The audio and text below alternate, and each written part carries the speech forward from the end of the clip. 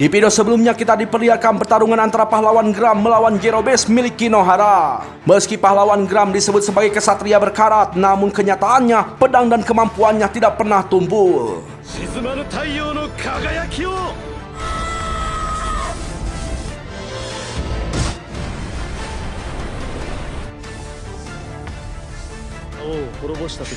Sementara itu, Machina yang akan segera dijadikan kayu bakar tungku keabadian langsung diselamatkan oleh sang Raja Iblis kita, yaitu Pelto Sebastian. Lantas, seperti apakah kisah selanjutnya? Mari kita langsung gaskan saja. Harau, harau.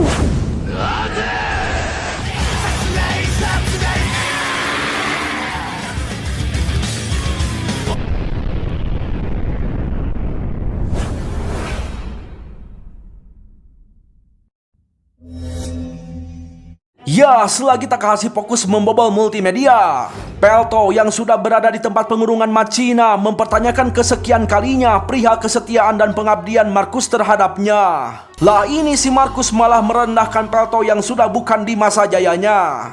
Markus menegaskan bahwa dia tidak akan pernah tunduk pada Raja Iblis era lama, karena Raja Iblis era baru adalah Markus sendiri. Dilihat dari pengkhianatan yang dilakukan Markus dengan mengorbankan kaumnya sendiri serta memiliki keangkuhan alias polontong, kali ini Pelto tidak akan ragu lagi untuk bertindak.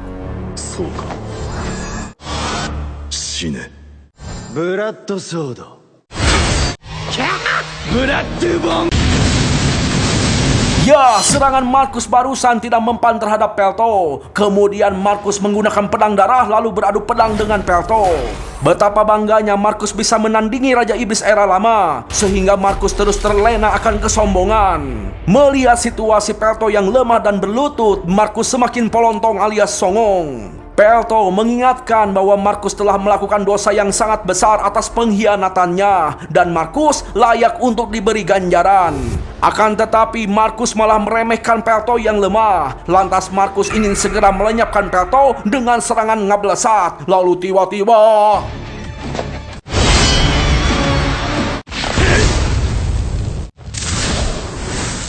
ya, kelapa Markus utuh kembali dan kembali polontong di hadapan Pelto. Berapa kali pun Pelto mengincar pamilianya pasti akan percuma. Dan bagi orang yang tidak memiliki pamilia, jangan berharap bisa mengalahkan Markus. Sontak, Markus mengaktifkan darahnya yang menempel di sekujur tubuh Pelto, menjadikan ledakan sihir hingga membuat Pelto tak berdaya.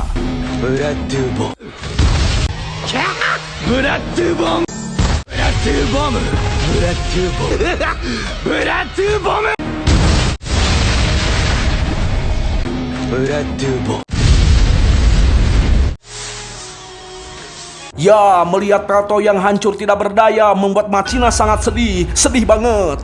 Markus mengira mantan tuannya itu sudah kalah, makanya Markus semakin meremehkan Pelto yang lemah alias polontong. Bahkan Markus merasa pertarungan ini tidaklah seru. Lalu tiba-tiba Pelto menyatakan bahwa dia mengakui kehebatan Markus yang berhasil menyudutkan dirinya sampai setingkat ini. Bisa dikatakan Markus adalah orang kedua setelah Gram yang membuat Pelto di posisi demikian. Pelto mengerti bahwa Markus memerlukan kerja ekstra keras untuk bisa melampaui dirinya. Dan sebagai bentuk penghargaan dari upaya Markus, Pelto memberikan kesempatan untuk terakhir kalinya. Apakah Markus mau bertobat dan kembali menjadi pengabdi sang Raja Iblis? Lagi-lagi Markus menolak. Markus tetap kekeh pada keyakinannya, karena Markuslah sang Raja Iblis di era ini, tapi sambil ngaderek-dek ketakutan. Ya, berhubung Markus tidak menerima kesempatan terakhir dari Pelto, tidak ada lagi yang mesti mereka bicarakan, yang artinya pengampunan untuk Markus sudah dihilangkan. Terlebih lagi Markus telah melakukan pengkhianatan besar dengan mengorbankan rakyat dan teman seperjuangan menjadi kayu bakar di tungku keabadian. Menurut Pelto, Markus sangat beruntung bisa melihat wujud keduanya yang akan segera ditunjukkan, sebab hanya Gram yang mengetahui perubahan wujud kedua milik Pelto. Dan beginilah wujud kedua dari Pelto, sang penguasa kegelapan. Ima miseo.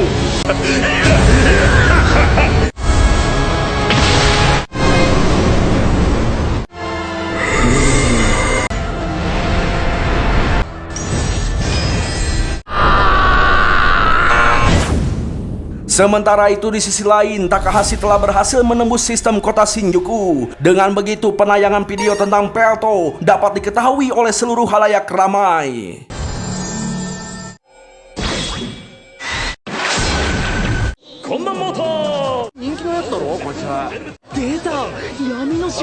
Teringatlah Takahashi ketika berada di dalam kereta listrik sebelum datang ke gedung tunggu abadi. Di situ Pelto sangat mengandalkan kinerja Takahashi untuk menjadikan Pelto terkenal di media massa. Takahashi agak ragu karena hal itu bukanlah perihal yang mudah. Namun Pelto sangat yakin dan mempercayai kemampuan Takahashi. Jelas Takahashi makin bingung, tidak mengerti apa alasan Pelto. Sementara Gra mengerti maksud ucapan Pelto. Ya, intinya yang perlu Takahashi lakukan hanya membuat Pelto terkenal di berbagai penjuru dunia. Dan kini tugas yang diberikan Pelto telah berhasil dilaksanakan oleh Takahashi, yang dimana kini video Pelto telah disiarkan dan disaksikan oleh masyarakat sehingga kekuatan Pelto terus meningkat. Apalagi penggemar yang sempat mengikuti siaran Pelto turut bersumbangsih memberikan energi. Banyak pula masyarakat yang memuji Pelto. Di jalan-jalan, di bar, di tempat lainnya, nama besar Pelto jadi bahan perbincangan. Sebagai teman, Takahashi merasa bersyukur dapat membantu kawan yang tengah kesulitan. Takahashi juga percaya Pelto mampu meraih kemenangan. Dan saat ini Markus begitu rewas alias syok menyaksikan wujud Pelto yang tidak pernah dia lihat seumur hidupnya. Pelto mengingatkan Markus pertarungan 500 tahun silam mengenai alasan bertanding dengan pahlawan di lokasi yang dia tentukan. Selain ruangan tersebut jauh dari keramaian, area itu pula bukan tempat yang bisa dimasuki sembarang orang. Tujuannya tidak lain agar Pelto bisa memakai wujud monsternya secara sempurna. Beruntungnya saat ini Pelto dapat menyerap banyak aether yang tertanam di lokasi pertempuran mereka, sehingga Pelto mengucapkan banyak terima kasih. Karena tidak disangka tungku keabadian yang dirancang Markus memberikan manfaat pada Pelto. Raut ketakutan makin menyelimuti diri Markus. Sosok Pelto yang memberikan keputusasaan terus menggerogoti tubuh Markus. Makanya Markus mulai menghaturkan bahwa dia bersedia menjadi abdi Pelto kembali. Sayangnya Pelto tidak memberikan kesempatan ketiga, sebab sebelum-sebelumnya Pelto sudah membuka jalan pengampunan. Namun 2 kali peluang yang dipersembahkan khusus untuk Markus malah ditolak mentah-mentah. Apalagi dosa Markus sangatlah fatal, sudah membangkang dan berkhianat. Lagi-lagi Markus dibuat terkaget karena ternyata kini Pelto bisa menggunakan sihir tanpa rapalan. Itu pun berkat situasi yang Markus ciptakan sendiri. Markus pun mulai stres dan makin gila, soalnya si Markus tidak bisa lagi menggunakan sihir. Itu karena kemampuan Pelto juga dapat memblokir Familia Advance tercanggih besutan perusahaan Markus. Mengetahui perihal semacam itu, Markus langsung syok berat. Belum lagi Markus melihat ilusi-ilusi yang mengerikan, sampai-sampai mata hatinya tidak sanggup menyaksikan fenomena yang mendera dirinya sendiri. Kemudian Markus yang berada di ujung tanduk berharap sudi kiranya Pelto melupakan pengkhianatan yang pernah dia lakukan. Markus bersumpah akan menjadi abdi yang setia. Namun apalah daya, nasi sudah menjadi nasi goreng, penyesalan tidak ada artinya lagi, sehingga Markus mendapatkan penghakiman.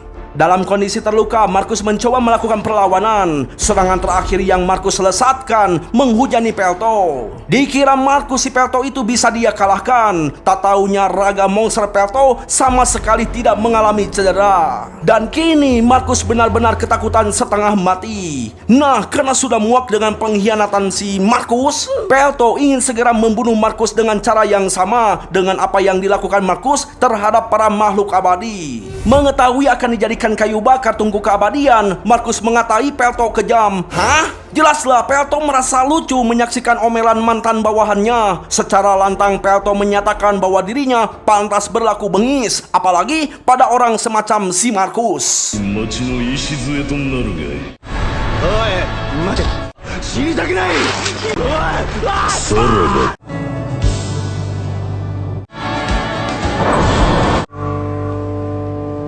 Ya, setelah itu Pelto kembali ke wujud semula. Di situ Pelto menyadari satu hal, bahwa perkataan Gram ada benarnya, yang dimana dirinya yang lemah kini menjadi kuat setelah melihat cahaya kehidupan dari Machina. Lantas Pelto menyatakan perasaannya bahwa dia mencintai Machina, begitupun Machina sangat mencintai Pelto sejak lama. Ye, nikah yuk, nikah yuk. Apaan sih bang? Itu si Pelto, mereka cocok. Gue panas bang. Bodoh amat. Ya, setelah itu mereka berdua keluar dari gedung tungku abadi dan langsung disambut haru oleh Takahisa. Sementara itu, Gram yang sudah membantai para pasukan robot pergi tanpa berpamitan dan tampaklah Kinohara mengikuti Gram. Sepertinya dia jadi kesepian. Duh, kasihan.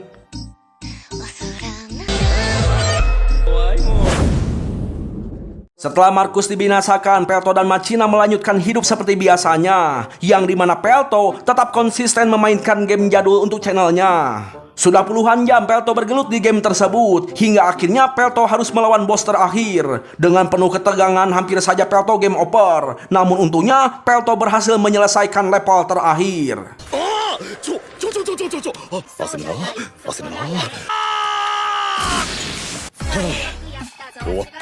Machina yang menyaksikan penayangan Pelto di televisi segera mendatangi ruang kerja Pelto, sebab Pelto baru saja menutup channelnya. Lalu Machina memuji pencapaian Pelto karena telah menuntaskan game Super Progress Pania Gaiden yang terkenal sangat sulit.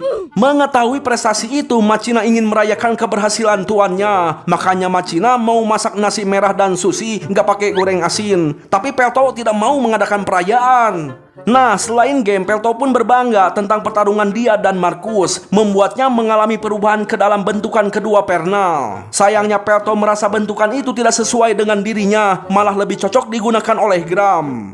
Lucunya, lagi-lagi Machina mau merayakan dengan masak nasi merah dan sushi. Jelaslah Pelto heran, segitunya kali ingin makan sushi. Nah, mengingat soal omongan Markus yang tidak menyebutkan beberapa anggota ke-6 pilar lainnya, Pelto meyakini bahwa bawahannya itu belumlah mati. Machina membenarkan statement Pelto, soalnya Markus cuma menyebutkan nama Zeno yang dia jadikan bahan bakar tungku keabadian. Maka dari itu saat ini Pelto berniat ingin mencari Ralsin sang guntur biru, Siwat sang naga hitam, dan Mai sang cakrawala naga surgawi, dan si botak sang dewa kematian. Apaan sih bang? Gak usah bercanda lah bang. Jangan iseng lah bang. Serius bang, serius. Iya gitu aja marah lu. Ya, mengenai Ralsin dan Mai, sebelumnya sempat terlihat oleh Machina. Tapi semenjak terjadinya pemburuan makhluk abadi, keberadaan mereka tidak diketahui lagi. Nah, terkait cara melacak, Pelto teringat bahwa pihak mereka mempunyai pilar catatan iblis. Menggunakan benda tersebut, Pelto bisa mendeteksi koordinat ketiga bawahannya itu. Namun sayangnya, ketika terjadinya perang 500 tahun silam, pilar catatan iblis telah menghilang entah kemana. Makanya pertama-tama Pelto harus menemukan benda sihir tersebut. Tak lama datanglah Takahashi mengunjungi kediaman Machina dan Pelto. Heranlah itu si Machina, mengapa temannya suka sekali mampir ke rumah gitu ya, seminggu 5 kali loh. Tapi sebenarnya Machina senang loh dilongok terus sama temannya. Nah, karena Pelto sudah menyelesaikan game Super Progress Pania Gaiden, Takahashi kepo menanyakan Pelto mau memainkan game apa lagi. Mengenai game, Pelto berharap tidak main berpuluh-puluh jam. Berhubung problemanya itu soal waktu, Takahashi menyarankan Pelto untuk menggunakan sistem BGM. Main di cut-cut gitulah lalu disatukan. Manfaatnya bagi penonton yang tidak bisa menyaksikan siaran dengan durasi yang lama dapat menjadi pelanggan channel. Sekarang zaman sudah serba canggih, bagi penyiar BGM merupakan alternatif. Namun di situ Takahashi merasa Pelto dan Machina sedang menyembunyikan sesuatu yang besar darinya. Machina bilang Takahashi itu tidak perlu tahu, sebab masalah mereka tidak ada kaitannya dengan Takahashi. Namun Takahashi tetap kekeh pengen tahu sampai merengek loh. Alhasil karena Takahashi begitu riweuh pisan, Pelto membocorkan rahasianya. Nah, setelah mengetahui alat sihir kuno yang mau dicari Pelto, Takahashi langsung merasa senang. Soalnya Takahashi suka sekali dengan sesuatu yang berbau-bau alat sihir kuno. Nah, ketika melihat Takahashi mencari dari Ethernet, Machina tidak percaya teknik tersebut bisa mengumpulkan informasi. Soalnya keberadaan catatan iblis jelas-jelas tidak bisa ditemukan di embah Google. Namun yang namanya Takahashi si ahli retas, apapun bisa didapatkan. Dan benar saja Takahashi menemukan titik keberadaan catatan iblis tersebut. Langsung kagetlah itu si Machina. Nah, karena Takahashi berhasil mencari informasi, Pelto menjanjikan sebuah hadiah. Tiba-tiba para ciwi menyebutkan masak nasi merah dan makan sushi. Ternyata kalimat tersebut merupakan vokabulari yang lagi viral di Shinjuku. Nah, didasari hasil pencarian Takahashi, diketahui benda yang mereka cari berada di kota Akihabara, tepatnya di Akademi Sihir tertua Luxel, yang dimana di bawah gedung sekolah terdapat sebuah ruangan yang tersegel selama 500 tahun. Ada kemungkinan di dalam ruangan tertutup itu tersimpan catatan iblis. Masalahnya, gimana cara mereka masuk ke sana? Menurut Machina tidak mungkin melakukan kasar. Hal itu disetujui oleh Takahashi karena kekerasan tidak memberikan solusi. Bener tuh. Ya, daripada Puyeng memikirkan cara menerobos secara paksa, Pelto mengusulkan akan menjadi seorang murid. Ide Pelto itu disambut baik oleh Machina dan Takahashi. Lalu, mengenai identitas Takahashi yang akan mengurusnya. 目標は秋葉原市クエストを発令する Setelah itu, pihak Pelto mengemasi barang-barang mereka, lalu ketiga insan membawa koper menuju stasiun Shinjuku.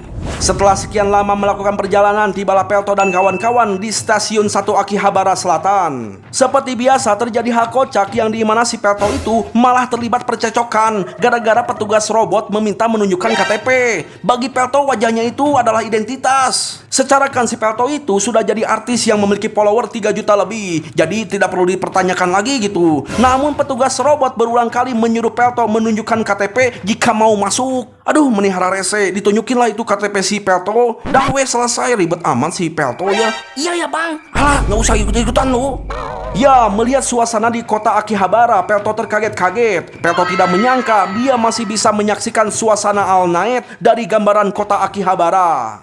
Menyaksikan kecanggihan tubuh robot di sana, Pelto begitu terkagum-kagum. Takahashi memberitahukan bahwa di kota Akihabara, peralatan sihir sangat laris diperjualbelikan.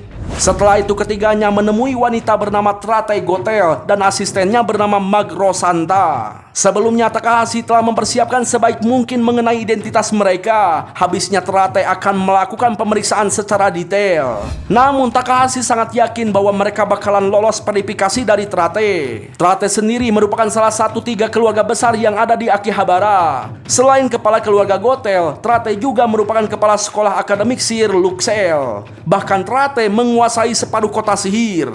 Nah, setelah memeriksa ID, Trate menerima pihak Pelto bersekolah di akademik sihir Luxel. Tapi tetap saja Trate penasaran mengapa Pelto ingin masuk ke akademik sihir. Tadinya Takahashi ingin mengambil alih jawabannya gitu ya. Namun sayangnya Pelto langsung berbicara. Dan kagetnya ucapan Pelto membuat Takahashi sepot jantung. Soalnya si Pelto itu malah jujur tertarik ingin melihat ruang penyimpanan yang terdapat di bawah tanah. Waduh. Tapi bro, beruntungnya Trate tidak marah. Yang ada dia malah mendukung keinginan Pelto karena Trate sendiri juga ingin melihat isi ruang tersebut. Ternyata Trate maupun Pelto bahkan tetangga juga tidak bisa masuk ke sana tanpa kunci. Dan kunci untuk membuka ruangan tersebut berjumlah 3 kunci. Lantas Trate menunjukkan salah satu kunci yang dipegang keluarga Gotel, yakni pedang regalia. Sementara 2 lainnya dimiliki keluarga Sebut bernama mahkota regalia. Dan satu lagi bola kristal regalia dimiliki keluarga Reina. Masalahnya bola kristal regalia dikabarkan telah hilang. Dengan kata lain, jika Pelto bisa menemukan kunci yang telah hilang, Trate akan membukakan segel dengan ketiga kunci tersebut dan Pelto boleh masuk ke dalamnya. Nah, setelah itu Meg mengatakan mulai sekarang dia adalah wali kelas pihak Pelto. Lucunya si Pelto malah tidak memperlakukan Meg sebagai guru alias menganggap sebagai kawan. Aduh, Raja Iblis, Raja Iblis. Apa bang? Siapa yang manggil lu? Emang lu Raja Iblis? Hah? Nah, lucunya lagi si Pelto ini malah salah mulu saat menyebut kepanjangan nama Meg. Kayak aku aja ya salah mulu. Halah bang, mau disamain sama si Pelto lu bang.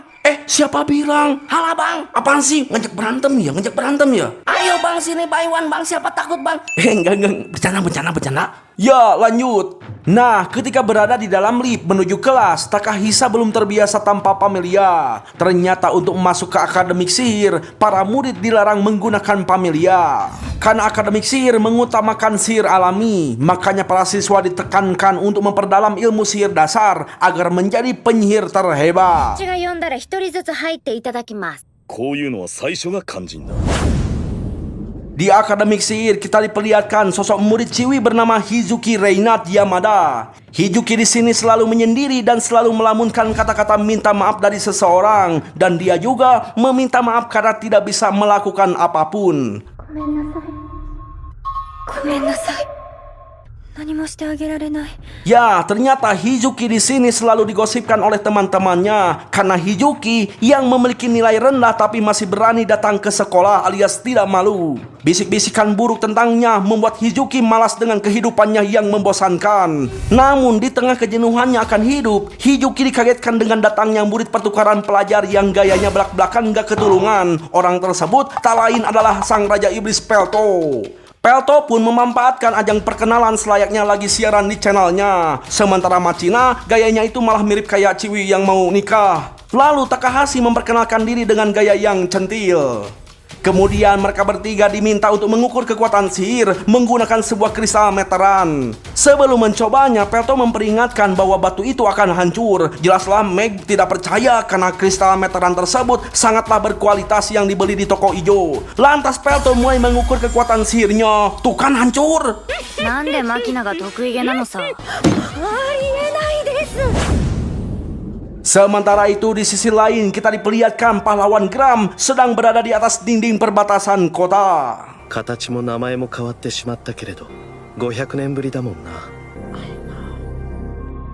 Di hari pertama belajar, Bu Guru Meg memberikan pelajaran tentang sejarah sihir pemanggilan dan teori penggunaan sihir. Namun begitu melihat Pelto yang tidak mencatat keterangan yang beliau jelaskan, membuat Bu Guru Meg kesal. Kemudian Bu Meg mempertanyakan mengapa sedari tadi Pelto tidak menuliskan penjelasannya ke buku elektronik. Ternyata Pelto sudah mengetahui sejarah yang terjadi di tahun 722. Bagaimana tidak paham habisnya di zaman itu Pelto telah berkuasa. Lantas untuk menguji kebenaran ucapan Pelto, Bu Meg menyuruh Pelto untuk menceritakan ulang peristiwa tahun 722. Dengan santai Pelto menjelaskan kisah 722, tepatnya peristiwa Railroad. Kala itu penyihir kerajaan Rusten bernama Railroad melakukan eksperimen pemanggilan roh pahlawan ke dalam tubuhnya. Sayangnya eksperimen Railroad mengalami kekacauan, yang dimana tubuhnya itu diambil oleh roh tersebut. Lucunya gara-gara istrinya selingkuh, Railroad memakai ilmu secara asal-asalan. Para murid yang mendengarnya merasa kalau si Pelto itu seperti melihat kejadiannya secara langsung. Ya iyalah, dia kan Raja Iblis, tapi sayangnya mereka pada nggak tahu.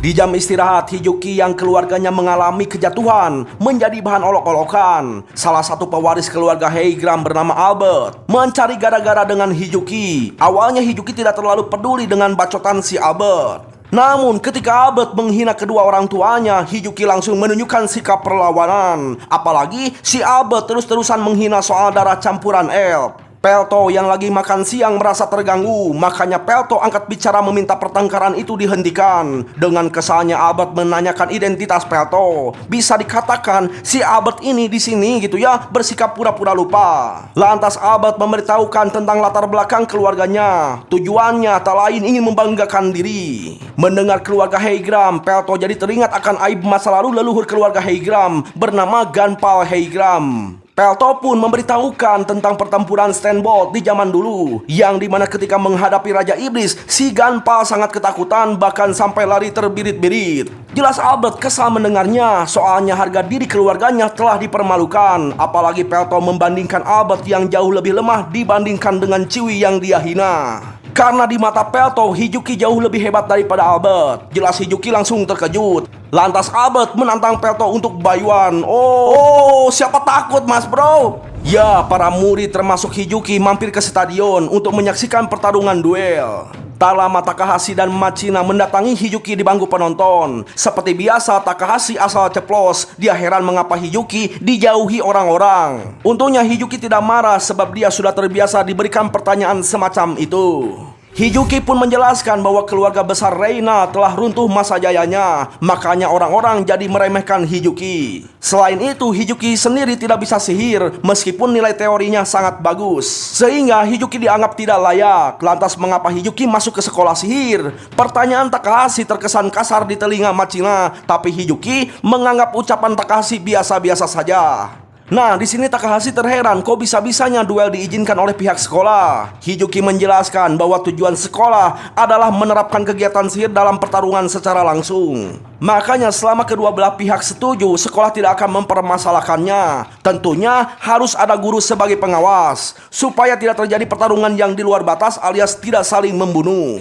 Tak lama dua orang yang akan bertarung sudah memasuki arena. Bu Guru Meg ditugaskan sebagai juri. Dengan penuh percaya diri Albert menegaskan bahwa dirinya lah yang paling terbaik di antara semua murid dalam teknik sihir. Namun Pelto berkata lain. Dari penglihatannya, kemampuan sihir Hiyuki jauh lebih hebat daripada Albert. Jelaslah Hiyuki agak kaget mendengarnya. Namun dia kesal karena Pelto malah salah nyebut nama Hiyuki. Namun mengenai perkataan Pelto yang memuji sihir Hiyuki dibenarkan oleh Machina, yang artinya apapun yang dikatakan tuannya merupakan kemutlakan. Lah ini si Hiyuki malah heran kenapa Machina memanggil Pelto dengan sebutan tuan. Di arena, Pelto membuat pertaruhan kalau dia bisa menang tanpa berpindah dari posisinya. Albert harus menuruti permintaan Pelto, yakni tidak boleh mengganggu Hiyuki kapanpun dan dimanapun. Bisa dikatakan ini bukan janji biasa, melainkan sumpah seorang bangsawan. Omongan Pelto disetujui oleh Albert. Berhubung Hiyuki tahu kemampuan Albert si nomor 1 di sekolah, dia cemas menyuruh pihak Machina untuk menghentikan si Pelto. Namun bukannya panik, kedua gadis ini sudah meyakini kemenangan Pelto. Apalagi Machina amat bersemangat bisa menyaksikan pertarungan sihir kuno yang sudah lama tidak dia lihat.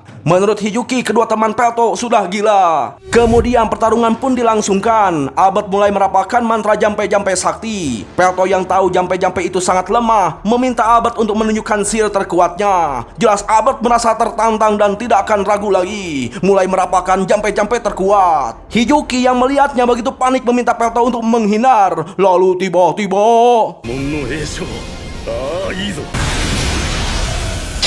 ya, dengan santunya Pelto menangkap serangan sihir Golejra dari si Albert. Pelto meralat atas hinaannya terhadap leluhur Albert. Sebab kemampuan Albert sangat bagus dan lebih cemerlang dari makhluk panah pada umumnya. Bisa dikatakan Ganpa telah melahirkan keturunan yang bagus. Ucapan Pelto membuat Albert terhenyak. Sebagai bentuk apresiasi atas kinerja Albert, Pelto mempersembahkan sihirnya. 魔導の神髄の一環 Ya, hanya dengan sihir kecil si Albert langsung tepar. Bagi Machina, si Albert itu sungguh beruntung karena bisa merasakan sihir Pelto. 何者なのあいつ一高校生ができる芸当じゃないしベルトール・ベルベット・ベール・シュバルト君 Setelah itu Pelto menyatakan kemenangannya khusus dipersembahkan untuk Hiyuki. Walau Hiyuki sangat senang, namun dia melarang Pelto terlibat dengannya lebih jauh agar tidak terkena sial. Kemudian ketika insan pergi berjalan-jalan, di suasana demikian Takahashi mengomel. Tidak disangka dia bisa bertemu di dunia nyata dengan pria polontong berdarah bangsawan seperti si Albert.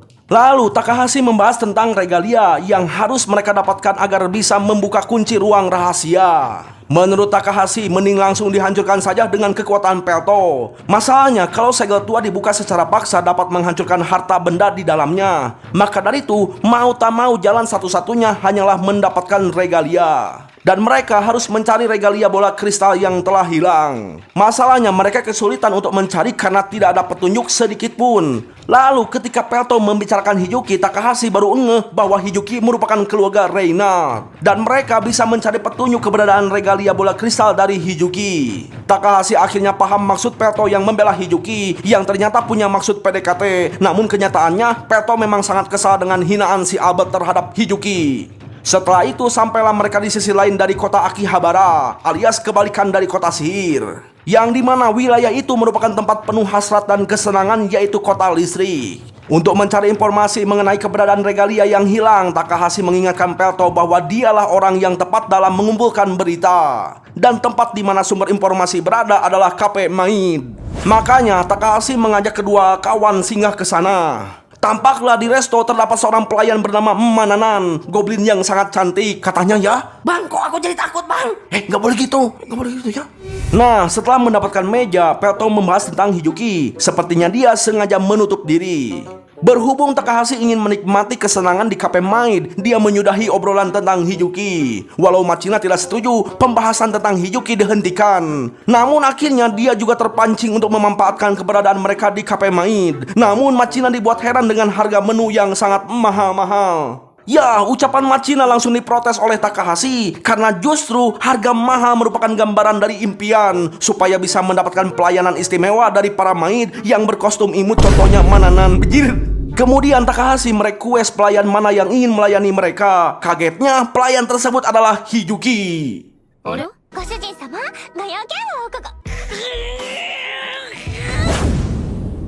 Ya segitu dulu bro ceritanya. Gimana, seru nggak ceritanya? Jelas seru lah, masa enggak sih ya? Ya pokoknya mah kita harus lanjut sampai akhir biar si botak bisa melihat Mananan. Gila lu, Bang. Serem, Bang. Nggak boleh gitu ya. Tahu, Bang. Buat lu aja, Bang. Semananan, Bang. Ini tutup dulu videonya, Yalah, malah kabur. Ya sudahlah, segitu dulu ya videonya. Terima kasih telah menonton. Sayonara, goodbye. Ingat, jangan lupa bahagia. Har, har, har, rau, rau.